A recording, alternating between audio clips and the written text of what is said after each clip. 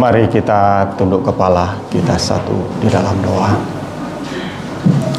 Kami siapkan hati kami untuk kembali mempelajari kebenaran firman-Mu.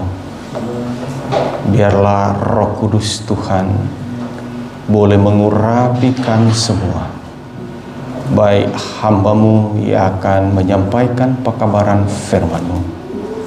Demikian semua kami anggota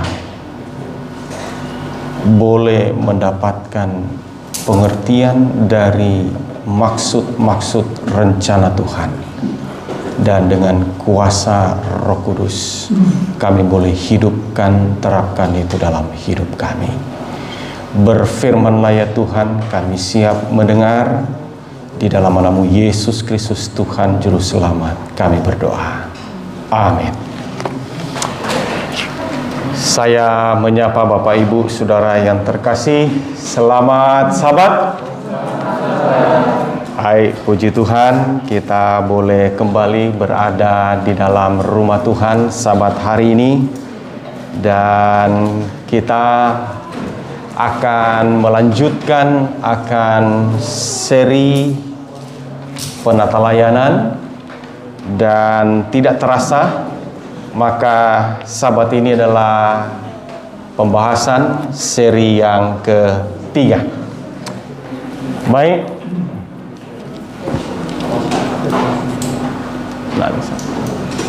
Oke. Jadi didasarkan pada ayat inti kita yang sudah dibacakan di dalam Kisah pasal 20 ayat 35. Adalah lebih berbahagia memberi daripada menerima. Jadi sepanjang sabat-sabat yang sudah 3 sabat dan masih ada sabat terakhir besok Sabat, sedang mengajak untuk kita boleh memiliki sukacita. Amin saudara. Dan minta izin untuk bisa buka masker ya. Dan untuk itu maka melalui satu tokoh di dalam Alkitab, di dalam Markus pasal 12, kita selalu mengkaji cerita ini, dan tentunya kita telah mendapatkan bahwa ada hubungan yang sangat erat mengalami sukacita dengan motif di balik tindakan. Dan tentunya kita sudah coba sesi yang pertama ya, kita sudah melihat dari profil seorang janda miskin, mengapa dia rela memberi seluruh yang ada padanya.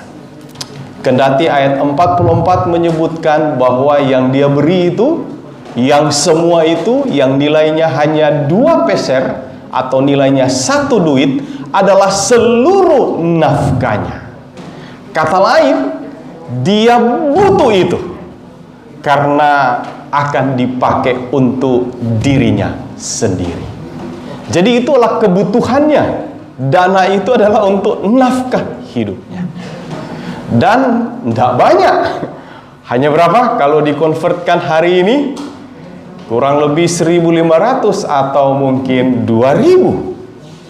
Semiskin-miskinnya seseorang memang tidak lagi memikirkan banyak hal. Saya butuh mobil, butuh rumah, dan sebagainya. Tapi ingat, kebutuhan mendasar dari profil ini, dia adalah seorang yang miskin, seorang perempuan, seorang miskin, seorang yang janda, tentunya dengan hanya 2.000, walaupun hanya 2.000 rupiah, tetapi itu sangat bernilai. Saudara akan rasakan betapa luar biasa nilai yang kecil itu saat mana kita tidak memegang sesen pun dalam 2 hari saja. Rasanya seperti apa? Ya, jadi sangat penting 2.000 itu. karena paling tidak bisa membeli sesuatu. Karena kebutuhan utama saudara-saudara yang berkekurangan adalah bagaimana bisa makan. Gantinya dia mencintai dirinya. Dia lebih mencintai Tuhan sehingga dia telah menyerahkan semua yang ada padanya. Sehingga kemarin ya kita sudah dapati bahwa poinnya adalah bahwa dia mengasihi Tuhan. Jadi oleh karena kita mengasihi Allah, karena dia mengasihi Allah, maka tetap ada sukacita di dalam memberi. Kemudian selanjutnya kita sudah mempelajari pada sesi yang kemarin ya, dengan membandingkan motif memberi dari jumlah yang banyak yang hadir hari itu. Saudara masih ingat tentunya motifnya ada dua yang kita telah pelajari, bahwa memberi persembahan hari itu agar supaya bisa dilihat orang. Tidak hanya dilihat, tetapi apa juga? Dipuji orang. Jadi ada udang di balik batu.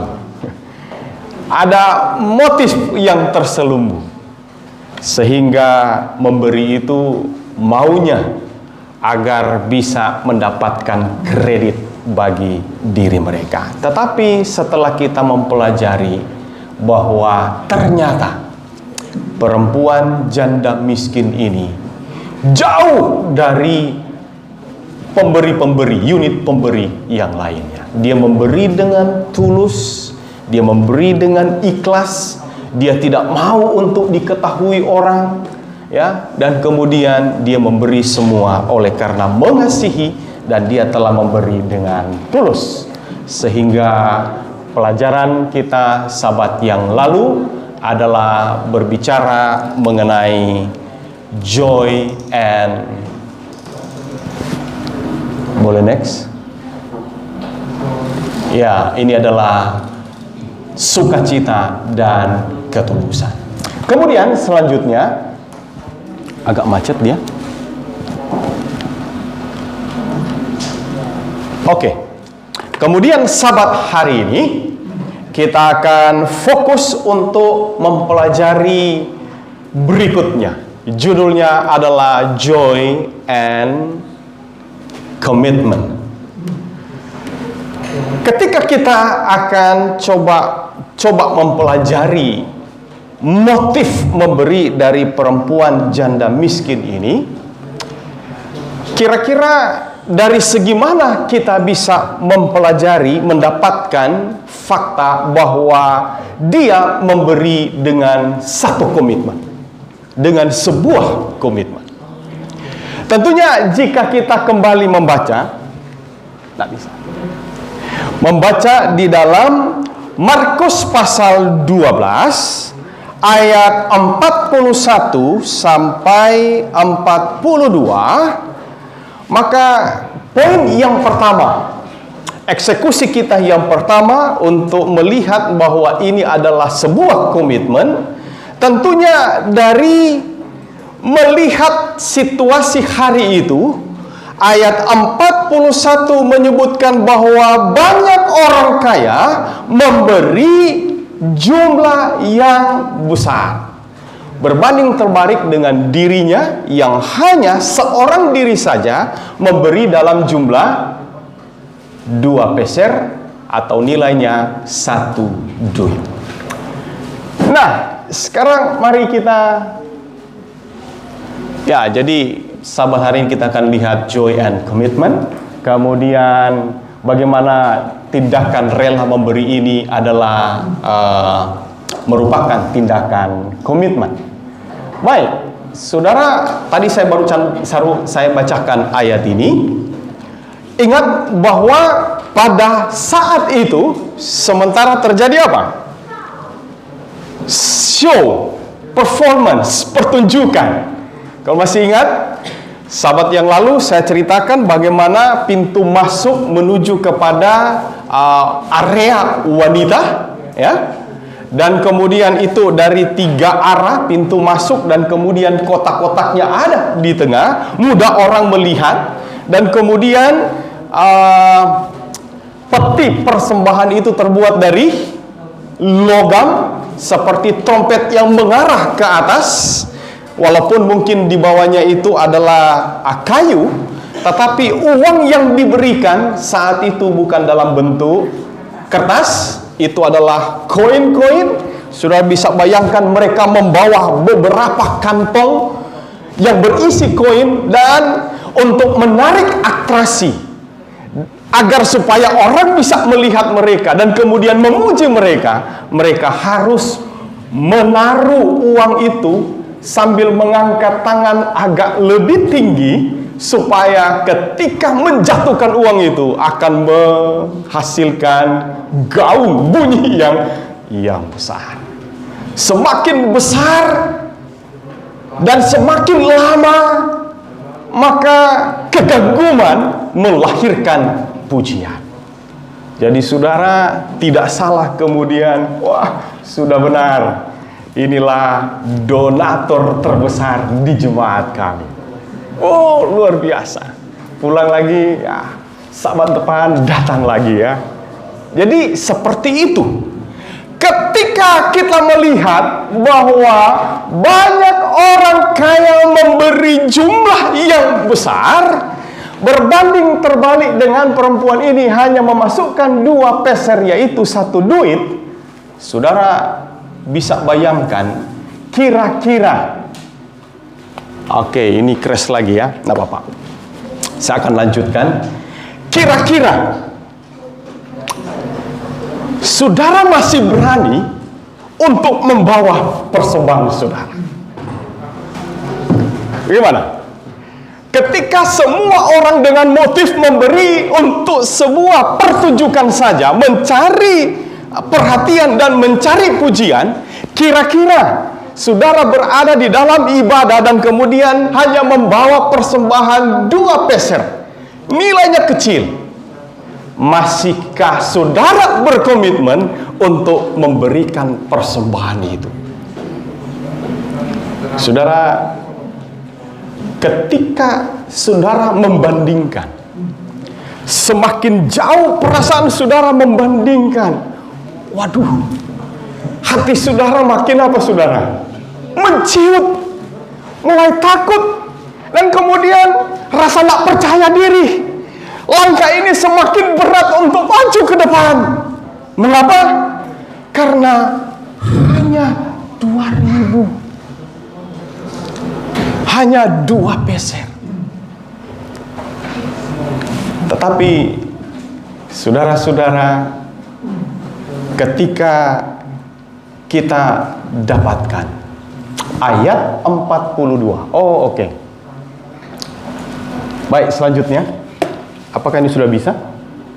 Ya, masihkah beranikah saudara maju ke depan dan memberikan persembahan itu?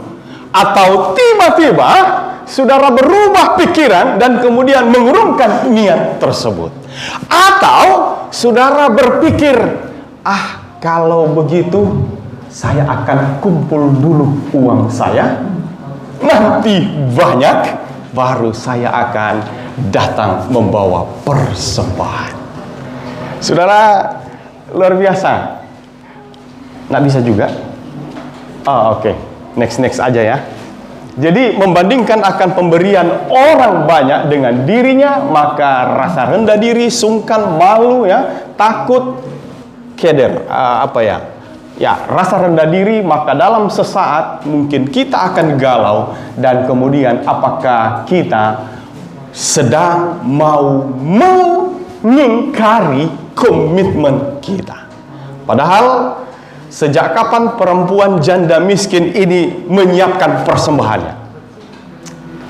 Apakah di saat mana dia melihat, banyak orang memberi persembahan, saya juga harus memberi? Atau mungkin ketika diakon datang, mungkin bukan waktu itu ya, sekarang ini, adalah kasih persembahan, pundi-pundi dijalankan, kemudian rasa malu dengan yang lain, lain memberi, saya tidak memberi. Saya cari apa sesuatu yang bisa diberikan. Tidak. Kalau kita dapati di pelajaran yang pertama bahwa dia sebetulnya punya keperluan khusus. Dia dengan hanya memiliki uang 1.500 atau 2.000, dia sebetulnya bisa belanjakan itu untuk sarapan pagi. Karena itu semua adalah nafkahnya ada di nilai uang itu. Tetapi dia telah ikrarkan itu untuk diberikan kepada Tuhan. Dia skip untuk keperluannya dan dia tetap mau memberi ini untuk Tuhan. Baik, selanjutnya. Jadi, saudara lihat, dia punya opsi. Opsinya adalah dengan memikirkan bahwa pemberian itu sangat kecil, dan jika dibandingkan dengan jumlah besar orang yang memberi, apalah artinya?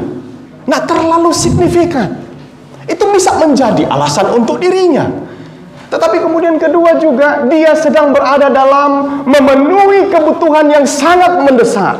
Sementara kotak persembahan ini sudah apa? Penuh, sudah terisi. Jadi ada opsi untuk bisa dia ingkari itu.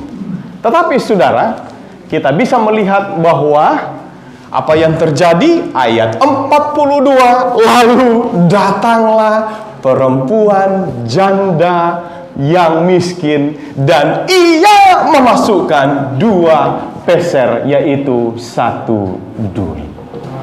Kata lain, bahwa itu bukanlah karena dia melihat atraksi pemberian persembahan kemudian dia mau memberi.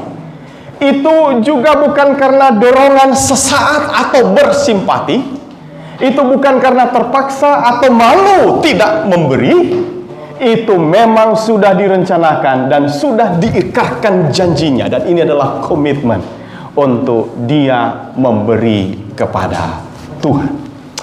Dan saudara, saya coba tampilkan ini pena inspirasi, memberi sebuah celah untuk bisa walaupun sudah berkomitmen, tetapi bisa saja dimengerti kalau tidak memberi.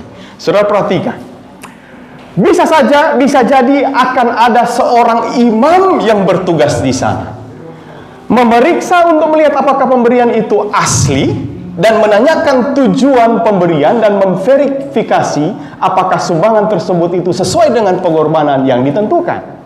Kemudian kedua, dan ia akan menasihati dia agar 2 peser itu disimpan saja untuk keperluannya. Ini saudara, pena inspirasi kasih tahu. Andaikan ada imam, diakon bertugas dan kemudian, ibu berapa? Oh ya, hanya 2 peser. Simpanlah itu untuk ibu. Itu kira-kira bahasa kita. Kemudian selanjutnya, dan ia akan menyarankan untuk disimpan saja ketimbang diberikan ke dalam tangan imam-imam yang telah kenyang.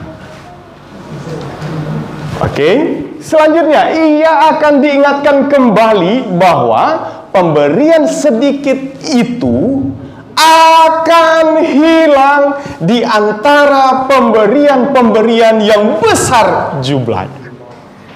Oh gitu, ya paslah. Saya memang lagi butuh uang ini. Tapi apakah itu yang terjadi? Saudara bisa lihat, ternyata tidak. Ellen White kembali menyebutkan bahwa meskipun demikian, ia ingin melakukan sesuatu walaupun tampaknya kecil saja. Luar biasa. Untuk pekerjaan Tuhan yang dicintainya. Saya mau katakan kepada saudara dan menguatkan kita, untuk mau menyokong, membantu pekerjaan Tuhan, tidak perlu menunggu saudara nanti punya uang yang banyak. Terkadang kalau kita nunggu, bisa jadi tidak datang-datang saudara, ya. Dan kapan saudara memulai untuk memulainya, ya kan? Tapi kisah ini memberi sebuah nilai bahwa mari mulai seberapapun yang ada di tangan saudara. Dukunglah pekerjaan Tuhan. Tetapi luar biasa, pekerjaan Tuhan di mata perempuan ini adalah pekerjaan Tuhan yang dicintainya. Adakah saudara mencintai pekerjaan Tuhan? Nah, saudara lihat, sangat kecil jumlahnya jika dibandingkan dengan orang-orang yang membawa akan persembahan ini. Kemudian saudara, kita tiba pada kesimpulan yang pertama. Walaupun orang lain memberi dengan jumlah besar dalam parade pertunjukan, tetapi perempuan janda miskin ini tetap berkomitmen untuk memberi 2 peser semua yang ada padanya, dan itu adalah sebuah komitmen. Mari kita lihat yang kedua. Mundur ke beberapa ayat sebelumnya. Saya sudah bahas ini Sabat yang lalu, ya. Tetapi baru separuh. Saudara perhatikan, nextnya aja saja, ya. Jadi ini mengenai perlakuan pemimpin gereja. Ayat ini disebutkan, hati-hati terhadap ahli-ahli Taurat yang suka berjalan-jalan memakai jubah panjang dan suka menerima penghormatan di pasar, kemudian yang suka duduk di tempat terdepan di rumah ibadat dan di tempat terhormat dalam perjamuan. Saya pikir tidak salah dengan duduk di depan, ya, Joen dan kawan-kawan, saya sudah tekankan kemarin. Tetapi motif mereka, gaya hidup keagamaan bangsa itu dimulai dari para pemimpin, ternyata gila hormat, ya, suka menarik perhatian dan minta dipuji. Tetapi ini kita sudah bahas Sabat yang lalu, ya. Tetapi ada satu lagi yang ingin saya tambahkan, yang akan boleh menjadi pertimbangan kita Sabat hari ini. Yang tidak hanya yang di atas, tetapi yang menelan rumah janda-janda. Seperti apakah menelan rumah janda-janda itu? Saya datang ke Jawa. Kalau di Manado, Pak David Piring, tukang talang. Kata lain, orang yang suka menelan, ya, tukang talang, ya. Tapi ternyata talang itu lain, ya. Ini menelan. Seperti apakah menelan itu? Mari kita lihat beberapa terjemahan Alkitab. Saudara lihat, yang menghabiskan harta segala janda, terjemahan lama, ya. Kemudian mereka menipu dan mengambil milik janda-janda. Mereka menipu janda-janda dan merampas rumahnya. Kemudian yang lain, tetapi tanpa malu mereka merampas rumah para janda. Kira-kira saudara bisa dapat gambaran tentang menelan? Saya kasih lagi satu terjemahan. Ini luar biasa. Mereka juga biasa menipu janda-janda dengan memakai alasan seperti ini. Saya akan membantumu mengurus harta suamimu yang sudah meninggal. Tetapi sebenarnya mereka hanya pura-pura membantu karena mereka mau mengambil sebagian dari harta itu. Jadi ketika suami meninggal, ini langsung ada di list tua-tua jemaat. Pas ada yang meninggal, langsung lari datang ke ibu-ibu janda yang baru jadi janda. Kemudian tanyakan, apa yang bisa kami bantu? Asik, so sweet gitu ya. Apa yang kami bisa bantu? Saudara, memang ada konotasinya, ada pemikiran bahwa kubur itu harus dibuat bagus ya, dan yang lainnya, sehingga memungkinkan seorang janda yang tidak punya apa-apa terpaksa rela untuk jual rumah agar memenuhi harapan para pemimpin ini. Tetapi sebetulnya mereka sedang meraup, menelan, mengambil, merampas apa yang menjadi mungkin satu-satunya milik kepunyaan janda itu. Saudara lihat, jika saudara berada di dalam posisi ini, jika saudara berada di dalam posisi ini, atau menganggap saudara adalah perempuan janda miskin, masih sanggupkah saudara datang ke gereja? Ya? Masih sanggupkah saudara menatap wajah Pak Ketua? Masih sanggupkah saudara berjabat tangan dengan pendeta? Masihkah saudara sanggup untuk duduk manis dengan tenang tanpa bercakap-cakap ketika pemimpin-pemimpin gereja berkhotbah? Dan masihkah saudara secara rutin mau mendukung gereja? Dan dalam konteks ini, masihkah saudara rela untuk memberi persembahan mendukung pekerjaan Tuhan? Saudara, jangankan persembahan, bisa saja diri saudara tidak ada di gereja. Dan itu adalah mewakili cara dan perasaan yang sama oleh sejuta janda hari itu di Israel. Jadi ketika setelah Yesus menemplak kejahatan daripada para pemimpin yang katanya tadi hati-hati dengan ahli-ahli Taurat yang suka duduk di depan, minta pujian, cari perhatian, dan yang menelan rumah janda-janda, akhirnya tiba kepada ibadah hari itu.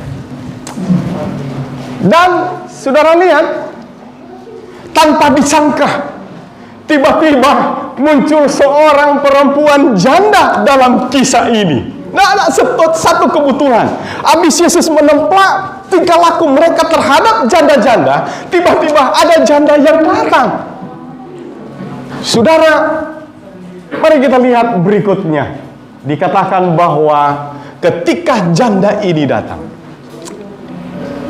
ngapain dia di sini? Apa yang terjadi dengan dia? Apakah dia lupa ingatan bahwa dia tadinya diintimidasi oleh para pemimpin gereja? Dan apakah dia lupa perlakuan yang tidak adil oleh para pemimpin gereja? Apakah dia lupa kerugian yang dialaminya? Dan apakah dia lupa juga dengan sakit hatinya? Saudara, saya sedang bergumul untuk bagaimana membawa anggota-anggota kita lainnya yang juga mengalami perasaan-perasaan yang sama. Agak sulit, saudara. Tapi kita tahu ada pekerjaan Roh Kudus untuk menolong di dalam kita memediasi, mengajak untuk datang. Saudara, sebelum lanjut, mungkin saudara akan berpikir bahwa Pak Pendeta, bisa saja ibu yang bawa persembahan ini, dia bukan korban, orang lain. Oke, saya bisa setuju, karena memang tidak ada catatan Alkitab. Tapi saya mengingat ada sebuah pepatah bahwa burung sejenis terbang bersama.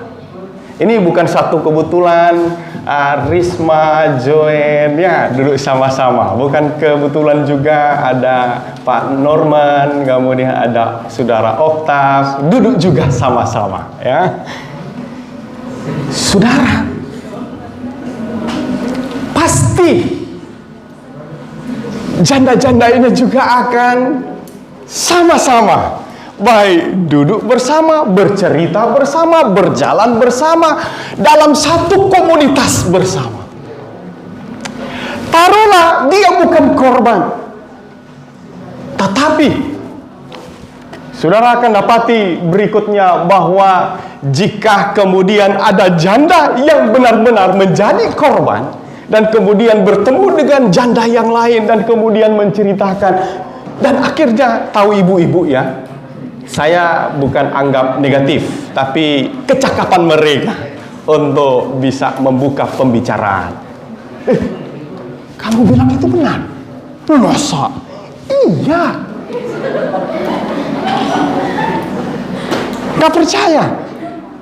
Sambil sudah mulai menetes air mata. Saudara,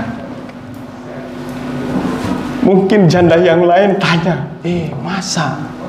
Mana mungkin? Mana bisa? Saudara, dalam sekejap rasa solidaritas itu muncul.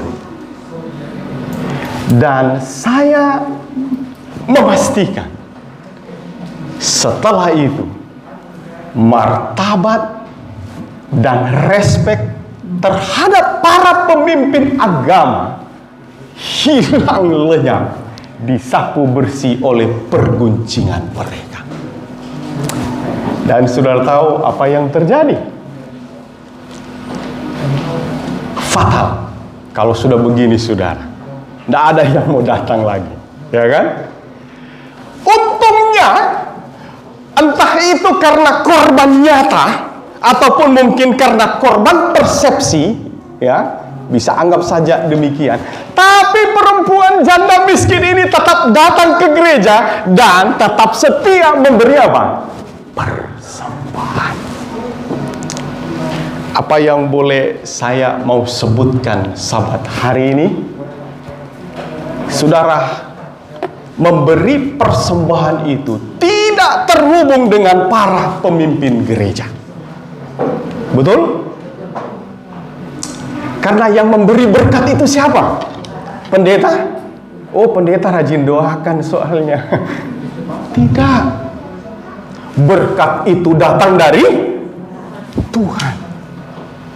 Hadirnya juga saudara datang ke gereja, saudara, itu adalah komitmen saudara. Dalam hal memberi persembahan juga itu adalah komitmen saudara. Itu terlepas dari aktivitas dan keberadaan pimpinan gereja. Terkadang oleh karena saya diperlakukan dengan tidak adil, saya memutuskan untuk meninggalkan gereja. Saudara marah sama Bapak A, Ibu C, tapi saudara menunjukkan marah kepada siapa? Tuhan. Tidak fair saudara.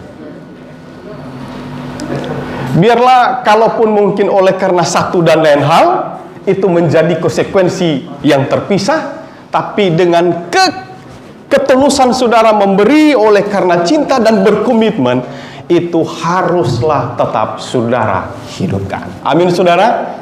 Ya. Jadi dengan demikian maka pada zaman itu bukanlah sebuah rahasia. Ya, saya sudah ungkapkan sahabat yang lalu, gaya hidup keagamaan para pemimpin agama mengalami kemerosotan moral yang dalam. Oleh karenanya Yesus menempa mereka. Namun kondisi korup di level pemimpin agama tidaklah menjadi alasan untuk mana orang-orang berhenti membawa persembahan mereka ke bait suci. Karena itu menunjukkan respek saudara, kasih saudara, bersyukur saudara kepada Tuhan yang telah memberkati pribadi lepas pribadi. Ada orang juga oleh karena tidak suka dengan gereja, tidak suka dengan conference, organisasi gereja, maka persembahan mereka kirim kemana? Jauh sana, saudara, ya. Oke, itu terlepas dari karakter atau perilaku demikian, tetapi mari menghimbau untuk kita berkomitmen, tetap berkomitmen memberi kepada Tuhan. Memang benar saudara memberi itu melalui gereja, tetapi yang saudara tuju itu kepada Tuhan. Kemudian mau jam 12. Kemudian satu lagi, ya. Oke, jadi ini kesimpulan bahwa walaupun para pemimpin gereja berlaku tidak adil bagi anggota gereja, bisa saja dirinya menjadi korban nyata ataupun persepsi, tetapi dia tetap datang dan memberi akan persembahan. Ini adalah bentuk komitmen. Sulit saudara seperti ini. Sulit. Tetapi saudara berkomitmen dengan Tuhan, kepada Tuhan, bukan kepada gereja. Kemudian yang terakhir, jadi setelah kisah ini di dalam pasal 12, maka beralih kisahnya itu ke pasal 13. Saya coba bacakan untuk saudara dapatkan pengertiannya. Sebab mereka semua memberi dari kelimpahannya, tetapi janda ini memberi dari kekurangannya semua yang ada padanya, yaitu seluruh nafkahnya. Ketika Yesus keluar dari bait Allah setelah ibadah, setelah memberi persembahan, seorang muridnya berkata kepadanya, "Guru, lihatlah betapa kokohnya batu-batu itu, dan betapa megahnya gedung-gedung itu." Lalu Yesus berkata, "Kau lihat gedung-gedung yang hebat ini? Sebentar. Ini saat mana mereka keluar, mereka menuju ke satu bukit. Dari bukit inilah kemudian mereka melihat ke bawah dan kemudian percakapan ini terjadi." Oke, boleh tangkap ya. Dan dari jauh memandang indahnya kokohnya bangunan gereja ini, Yesus katakan, "Tidak satu batu pun akan dibiarkan terletak di atas batu yang lain, semuanya akan diruntuhkan." Hei, Yesus ngomong apa? Bukankah bangunan ini menjadi simbol kemegahan orang Israel? Kok tiba-tiba katakan bahwa sebentar lagi bait suci ini akan apa? Hancur. Benar? Kemudian hancur? Benar? Ya. Ya, itu beberapa tahun kemudian, saat mana kekaisaran Roma datang kan kemudian menghancurkan bait suci megahnya Herodes. Sekarang ini sudah tidak ada lagi, tinggal puing-puingan. Di sana ada masjid, ya, di sana ada tembok ratapan, ya tinggal cerita. Ingin saya sebutkan seperti ini. Jika saya tanyakan, apakah perempuan janda miskin yang barusan memberi tadi tahu bahwa ternyata bait suci yang dia dukung, di mana pekerjaan Tuhan ada di sana, dia tahu bahwa ini akan dihancurkan? Ya? Tentunya tidak.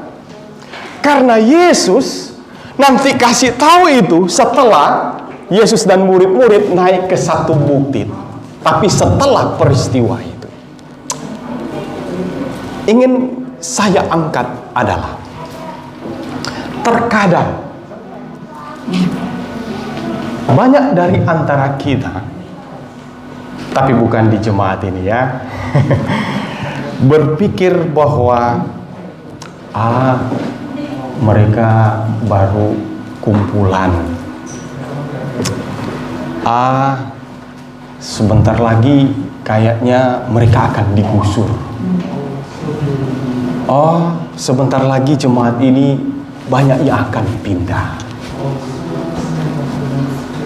Mungkin kita sudah tahu, membuat akhirnya kita nantinya akan berpikir, ngapain lagi saya mendukung pelayanan pekerjaan Tuhan di situ dengan memberi persembahan saya di sana.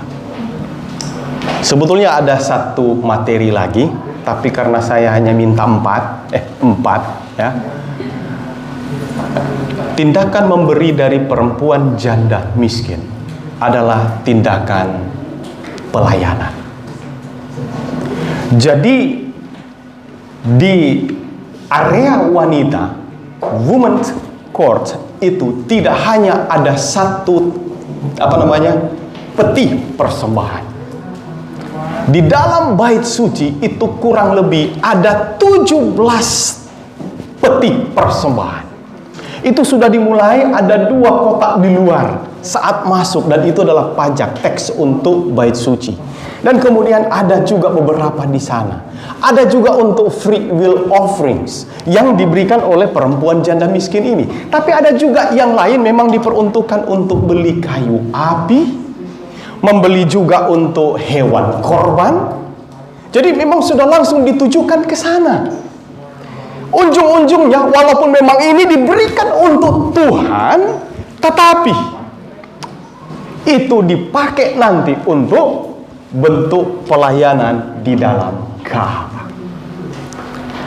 Saudara, saya tidak tahu berapa yang dari saudara yang hanya karena untuk membayar listrik, mau bayar air, saudara rela untuk berkorban, memberi semua yang ada pada saudara, karena tahu bahwa di kas gereja lagi habis, lagi kosong. Ini kan sesuatu yang luar biasa. Tetapi saudara, yang ingin saya mau sebutkan dari kita langsung kepada komitmen, ya. Jadi 40 tahun kemudian akhirnya bait suci itu akhirnya runtuh. Apakah Oke, selanjutnya mari kita coba renungkan, akankah orang-orang kaya dan yang lainnya termasuk perempuan janda-janda miskin tetap berkomitmen untuk menyokong akan pelayanan bait suci seandainya mereka tahu bahwa tinggal beberapa saat lagi bait suci yang megah yang menjadi kebanggaan bangsa itu kemudian hancur lebur.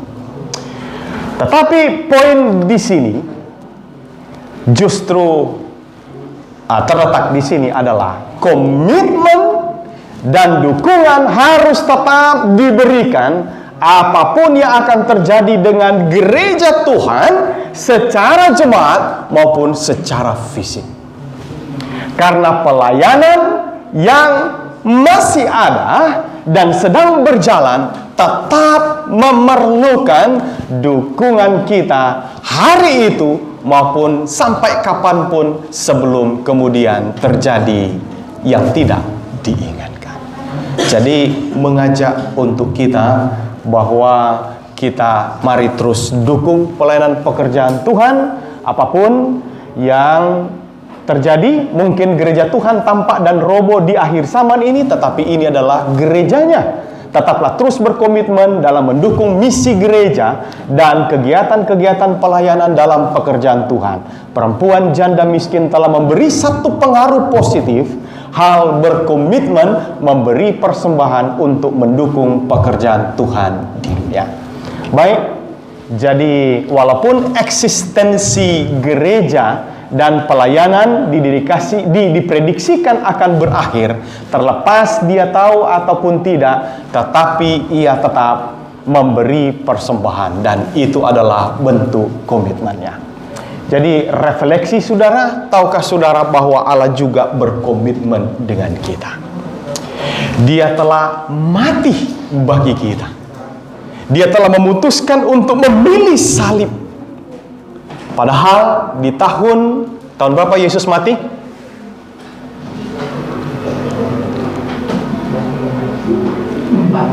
Orang Advent pasti tahu banget. Karena ini nubuatan. Nggak mungkin keliru.